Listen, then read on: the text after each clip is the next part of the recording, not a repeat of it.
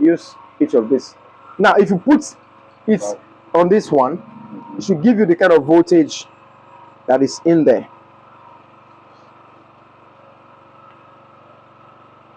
It's going to give us the voltage that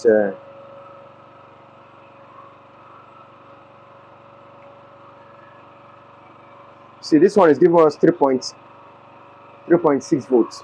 Okay. Yes, 3.6 volts. Obviously, this battery should still be good.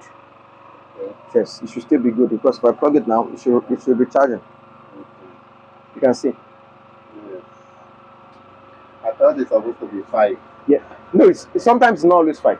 Okay. The battery, since this is we're talking about the battery volt here. Okay. The volt on the battery, it's not going to be 5. Okay. It is when you plug it directdirectly to this thing that will be giving us 5. Okay.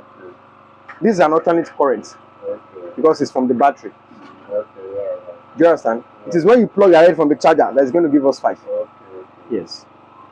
Yes. So that Don't means give us the cells are okay now. Yes, the cells are very okay. And then if the cells are bad. Is that? If supposing the cells are bad. Yes, if the cells, yes. In fact, if the cells are bad, what it will give us is, it might not give us up to 3, it might be giving us 2 points.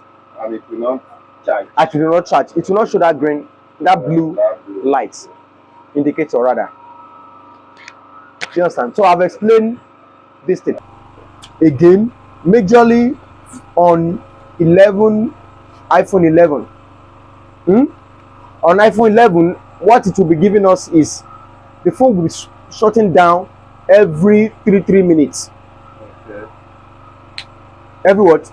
3 minutes. It might not be the battery, but it will be giving us 0% remaining. Then it shut down every 3 minutes. Then you have to change the charging IC. But before you change the charging IC, test another battery. If it's still the same thing, then the charging IC. The charging IC is very close to the screen clip.